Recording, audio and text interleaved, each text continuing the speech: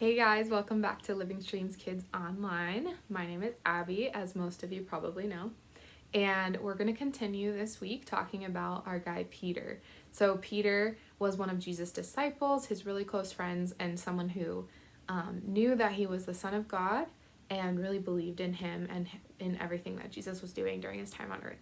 But before we do that, I'm going to tell you a story. So how many of you guys have ever used a recipe before? Maybe you were making banana bread or spaghetti, or I don't know if you need a recipe for spaghetti if you're using it from like a can and the pasta, but a recipe. So one time my best friend, her name is Sophie, and me, we were in like 6th or 7th grade, so just a little older than you guys, and we were making cookies. No, I'm sorry, we were making cupcakes. And we decided that we needed some frosting for our cupcakes, but we didn't have the ingredients that were on the recipe. So the recipe said that we needed butter and powdered sugar and a bunch of other things. And those are the two things we didn't have. So instead of butter and powdered sugar, we used vegetable shortening. I don't know if you know what that is, but it's like a really greasy, like white substance, and it tastes nothing like butter. If anything, it tastes like greasy. I don't know, it's not good. And then we also had, instead of powdered sugar, which is that beautiful white, really light stuff, we had brown sugar, which is really crunchy and like gritty. It almost feels like sand if you don't mix it in well enough. So we got to work, we made our cupcakes, they turned out great, but the frosting was terrible. We put our vegetable shortening and our brown sugar in there, and then we decided to make it even better, we'd add mint flavor to it. I don't know. I remember those being so bad, and I think about it all the time. I'm like, I will never make cupcake frosting without powdered sugar because it was so gross. It was like greasy, kind of like when you put on too much chapstick and your lips feel all greasy. It felt like that. Plus like gritty, weird sugar that felt like the beach, and it was so bad. All that to say, when you're using a recipe, the recipe tells you what you need, and you have to actually use like what the recipe calls for, or else it's not really going to work out. So today we're going to talk a little bit about God's plans and how God knows what's best for us. He knows what we need, and we have to kind of follow exactly what he says, because otherwise we're going to do it in a different way. So let's talk about that a little bit. So Peter, Jesus' disciple, was with all the disciples. They're all hanging out together, and Jesus was talking to them. He asked them, and this is in Mark chapter 8, if you guys want to follow along. He said to them, "Who do people say that I am?" And the disciples said, "John the Baptist," and other people say you're Elijah, and other people say that you're one of the prophets. But none of those were all answers that weren't people say you're the Son of God. They were saying, people think you're John the Baptist, people think you're Elijah. And then Jesus asked them, "But who do you say that I am?" And Peter answered, "You are the Christ," who was actually who Jesus was, because God had promised Jesus as the Messiah, which is this person that people were waiting for years and years and years and years, and finally Jesus showed up, God's son. And so Peter knew, you're the Messiah, you're God's son, you are God's plan to save all people, right? And so he kept on talking, and he's like, yes, exactly right, I'm the Messiah. And he's like, this is what's going to happen, and this was God's plan from the beginning. I came down to earth, this is Jesus talking, and I am going to live this life and share with people and love them, and then I'm going to die.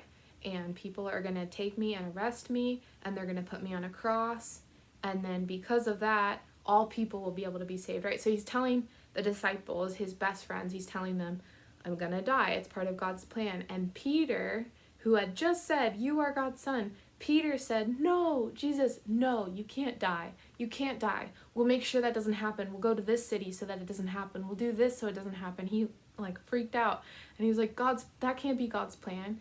And Jesus rebuked him, which means he corrected him really harshly. Kind of like maybe if you say something you're not supposed to and your parents right away are like, don't say that. It was like that, but maybe even more harshly. Jesus was like, stop, Peter. That's not, this is actually what he says. He said, get behind me, Satan, for you are not setting your mind on the things of God, but on the things of man. So he's basically saying, you're not listening to what God's plan really is. You're trying to guess what God's plan would be and tell me what it is. But I'm God's son. I know that the plan is that I have to die. And so Peter had this moment where he learned from Jesus like what God's plan really was. And so the lesson today is talking about how when we are followers of Jesus, we have to understand that God's plan is the best plan. And he doesn't give us this plan just because he's like, I want to be in charge. He actually gives it to us because he knows what we need. And he loves us so much and he wants to protect us and like walk through life with us. And so just like the recipe for my cupcake frosting, that recipe knew what I needed to put into it. And I picked something different and it turned out really badly. And so the lesson today is talking about how we need to follow what God's plan is because he knows what's best for us. And if we do that, then we will experience the blessings that God wanted to give us, and we get to walk on the path that he wants to give us. So there's different ways where we can understand what God's plan is. Sometimes it's in the Bible. Sometimes it's what someone who we really trust and look up to, who trusts God, something that they tell us. Sometimes it's something that the Holy Spirit tells us in our hearts or in our minds. Maybe we'll get kind of like a prompting from God where it's like, hey, this is what I want you to do. And then also there's things that like God has made us to be really good at or like really gifted at. And those are also things that can be part of God's plan. So there's different ways that we can experience and understand what God's plan for us is. And it's our job as followers of Jesus to follow in those things and to trust God and to not try to tell God, hey, you know what? I think this should be what your plan is. Because that's what Peter did. Because he was scared mainly. He was scared that he was going to lose Jesus. And he was focused on his own plans and what he wanted. But God asks us to follow Jesus and to trust. So that's what the lesson is about today. Very cool. We're going to continue talking about the life of Peter throughout the month of July and continue understanding his relationship with Jesus. So he was so brave and so dedicated to Jesus, but sometimes he would go really far one direction and Jesus was like, no, come back this way. Like today in our lesson when he's like, you can't die, and Jesus is like, I have to die. You don't understand, but I want you to understand. So Peter's such a cool person to learn about. So yeah, I hope you guys have a really beautiful week this week.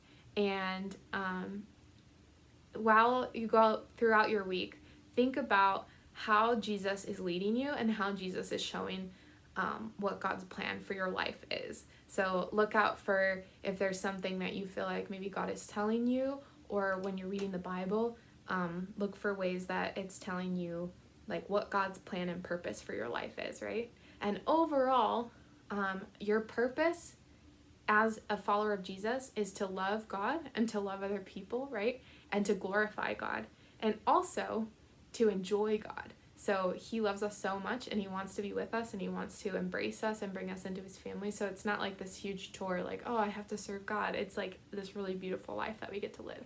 So this week, think about how God is leading you into what his plan for your life is, and see if there's ways that you can follow in it, just like Jesus' disciples did.